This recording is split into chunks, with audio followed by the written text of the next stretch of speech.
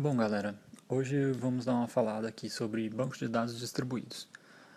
Meu nome é Augusto Angelini, estou no grupo do Wellington, Fernando e Ricardo. Aqui eu vou apresentar o cronograma para vocês, que é o que a gente vai falar, certo? Conceito e características, tipo de armazenamento, vantagens e desvantagens e conclusão. Conceito e características. Banco de dados distribuído. O que é um banco de dados distribuído? É uma coleção de vários bancos de dados, logicamente interrelacionados, distribuídos por uma rede de computadores. O que seria isso? Vários computadores podem ser em locais iguais ou em locais diferentes, por exemplo, um em São Paulo e outro em Cuiabá, independente de onde estiver, se eles estiverem interrelacionados por uma rede de computadores. E para fazer todo um funcionamento dele, é necessário o sistema de gerenciamento de bancos de dados distribuídos. Para quê? Para poder fazer fragmentação, replicação, entre outras coisas que vou estar apresentando para vocês logo adiante. Tá? Antes de eu continuar, os bancos de dados distribuídos podem ser divididos em homogêneos, que são compostos pelos mesmos bancos de dados, e heterogêneos, que são aqueles que são compostos por mais de um tipo de banco de dados. Pessoal, eu sou o Fernando, estarei dando continuidade, explicando um pouco mais sobre os conceitos e características mencionadas anteriormente. Como mostra a figura exemplo, no banco de dados distribuídos, como o próprio nome diz, ele é um sistema que se pode incluir microcomputadores, estações de trabalho e sistema de computadores de uso em geral. Então, possui-se uma rede de comunicação entre lugares diferentes, porém essas informações, independentemente do local, é distribuída, isso é, estão em locais separados, porém ligados a uma única rede, como mostra o exemplo na imagem. Brasília, São Paulo, Taguatinga, são três lugares diferentes, com cada banco de dados em específico nos locais, porém eles estão interligados, estão ligados a uma única rede de computadores. De acordo com a aplicação e a necessidade, nós conseguimos aplicá-los em vários cenários, como por exemplo, redes de lojas, em situação onde podemos compartilhar os produtos em estoque, pois caso falte uma loja, o cliente possa se deslocar em uma outra da mesma franquia para comprar um determinado produto. Companhias aéreas precisam de vários bancos de dados, pois trabalham com os equipamentos, funcionários, clientes, ou qualquer outra onde possua uma estrutura descentralizada. Tipos de armazenamento. Fragmentação. A relação é dividida em vários fragmentos e cada fragmento é armazenado em um banco de dados. Replicação.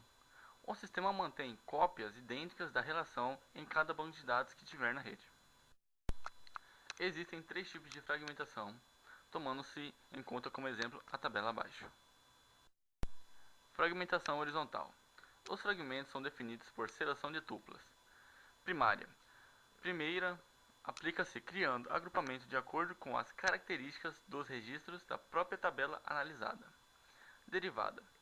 São definidos de acordo com características da fragmentação horizontal primária, de acordo com outra tabela relacionada.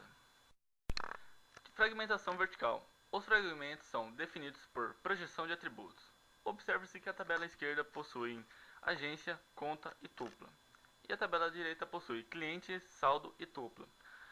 As informações estão separadas, mas se você quiser juntar tudo em uma só tabela, é só pesquisar fazer uma consulta, quer dizer, pelo número da tupla. Fragmentação mista ou híbrida. Combina fragmentação horizontal e vertical. Divide-se a relação em três fragmentos, onde cada um deles pode pertencer a um site diferente. Observando a primeira tabela à esquerda em cima, a agência e a conta estão em Belém, certo? Enquanto a tabela de baixo, a agência é de Castanhal. A tabela direita possui cliente, saldo e a tupla completa de todas as cidades, das duas cidades nesse caso. Por que replicar? Melhora o desempenho. Consulta nos arquivos locais. Melhora a disponibilidade. Caso o servidor fique fora do ar, outro servidor pode assumir enviando as informações necessárias. Mais segurança. No caso da perca de arquivos, pode ser feita recuperação através dos outros bancos de dados. Tipos de replicação. Replicação parcial, apenas uma parte do banco de dados é transferida para os outros. Replicação total, replica todo o banco de dados no qual o sistema for aplicado. Replicação síncrona, atualização em tempo real. O custo é alto, mas não tem problema de integridade de arquivo. Replicação assíncrona, não é atualizada em tempo real. Portanto, o custo é baixo, melhora o desempenho das aplicações e maior disponibilidade. Editor assinante, também conhecido como mestre-escravo. Apenas a base editor recebe atualizações, enquanto a base assinante só é permitida a leitura. Editor. Vários sites gerenciam os objetos replicados de banco de dados. Sou Wellington Xavier. Vou falar um pouco sobre vantagens e desvantagens de um banco de dados distribuídos. Uma das vantagens são a maior confiabilidade na transação de dados distribuídos. Também maior desempenho em consultas e também a expansão do sistema, pois se adapta fácil à base de dados. 3 desvantagens: complexidade, inexperiências e a falta de padrões. Exemplo: o trabalho extra deve ser feito pelos administradores de um banco de dados, para que isso possa garantir a natureza da distribuição do sistema seja transparente. Uma inexperiência: dificuldades no gerenciamento. Pode ser difícil trabalhar com um banco de dados distribuídos, e é como uma área nova, ainda não há tantos casos ou experiências práticos de seu uso disponíveis. A falta de padrões. Ainda não há metodologias e nem ferramentas para ajudar os usuários a converter um SGBD centralizado para um SGBD distribuído. Conclusão: atualmente, tem uma necessidade grande de armazenar dados em uma empresa. Para isso, são utilizados diferentes tipos de bancos de dados para manter um controle.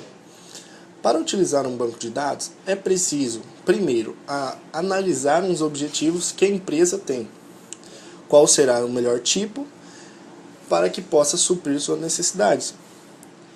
Este trabalho mostrou a funcionalidade de um banco de dados distribuídos, um dos BDS existentes, onde foram mostradas suas vantagens, foram mostradas suas desvantagens, seus princípios, suas características e funcionalidades, envolvendo os vários campos de trabalho, mostrando que possui funcionalidades essenciais para entender seu cliente.